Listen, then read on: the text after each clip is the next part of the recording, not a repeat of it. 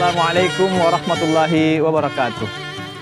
Alhamdulillahilladzi wa kafa, wassalatu wassalamu ala rasulil mustafa wa ala alihi wa ashabihi wa mawala.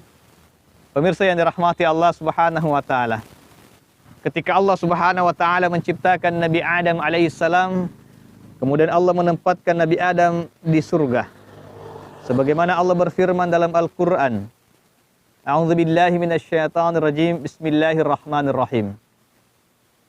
Wa qulna ya Adam uskun anta wa zawjukal jannah wa kula minha ragadan haitsu syi'tuma ولا تقربا هذه الشجرة فتكونا من الظالمين.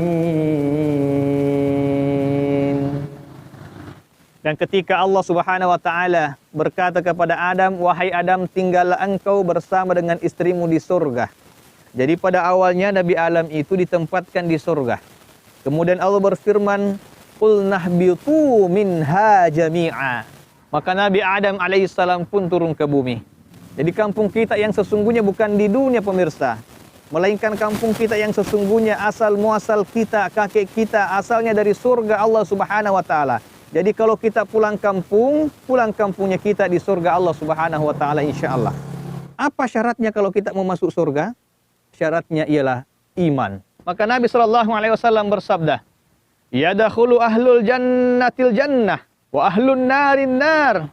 Summa yaqulullahu ta'ala ukhruju man kana fi qalbihi mithqalu habba min hardali min iman."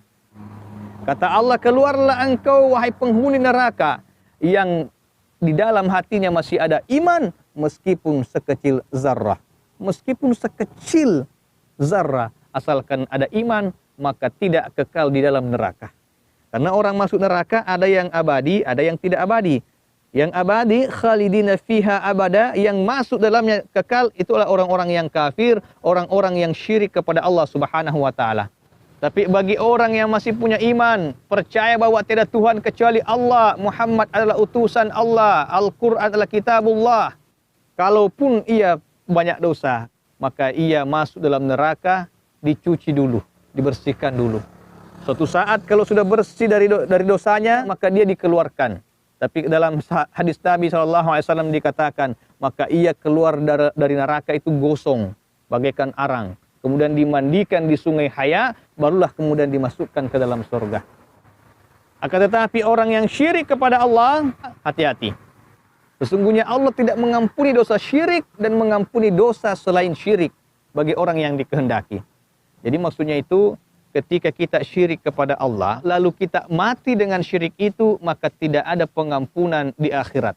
Kalau di dunia, kita syirik kepada Allah, kemudian kita taubat kepada Allah dengan sesungguhnya taubatan nasuha, maka Allah akan mengampuni dosa-dosa kita. Akan tetapi ingat, ketika Allah ampunkan dosa kita, kita bersih dari dosa, kita pula bersih dari amalan-amalan kita selama ini. Contoh, selama 40 tahun kita beribadah kepada Allah Subhanahu wa taala. Kita salat, kita puasa, kita bersedekah, zakat, naik haji, naik umrah.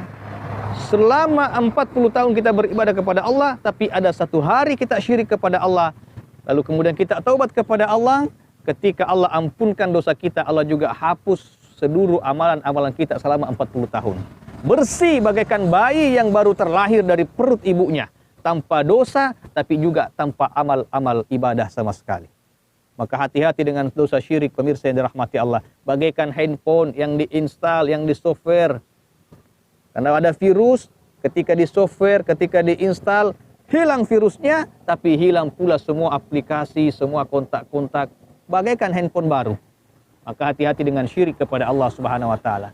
Ketika Sayyidina Ali ditanya oleh pendeta Yahudi, apa yang bisa menutup pintu langit? Apa yang menjadi gembok tertutupnya pintu langit? Maka kata Ali karramallahu wajhah, ketika engkau syirik kepada Allah, engkau menyekutukan Allah, maka di saat itu pula pintu langit tertutup.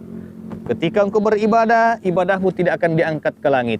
Salatmu tidak akan diangkat ke langit. Puasamu tidak akan terangkat ke langit. Tertutup pintu langit bagimu ketika engkau syirik kepada Allah Subhanahu wa taala. Maka pemirsa yang dirahmati Allah, jaga iman kita, jaga akidah kita. Maka selama masih ada iman, insya Allah kita akan bisa pulang kampung di surga Allah Subhanahu wa Ta'ala. Oleh karena itu, pemirsa yang dirahmati Allah, mari kita jaga iman kita, jaga akidah kita. Mudah-mudahan Allah Subhanahu wa Ta'ala menyelamatkan kita dari fitnah akhir zaman ini. Itulah yang sempat saya sampaikan. Mohon maaf atas segala kekurangan. Saya Muhammad Ervin Bedu mengucapkan selamat menunaikan ibadah puasa. Wabillahi taufiq wassa'ada. Wassalamualaikum warahmatullahi wabarakatuh. Bismillahirrahmanirrahim. Assalamualaikum warahmatullahi wabarakatuh. Ramadan membangun kebersamaan. Kebersamaan membuat kita kuat. Karena itu mari kita memetik hikmah bulan suci Ramadan, di mana kita semua dijadikan Allah, dididik Allah untuk selalu menjaga kebersamaan, agar kita menjadi manusia-manusia yang kuat. Betulungan etam bisa. Saya Edi Damansah, Bupati Kutai Kartanegara, mengucapkan selamat berbuka puasa. Semoga semua ibadah yang kita lakukan di bulan Ramadan ini senantiasa diberkahi dan diridhoi Allah Subhanahu wa Ta'ala. Amin ya rabbal alamin. Wassalamualaikum warahmatullahi wabarakatuh. Allahu Akbar, Allahu Akbar.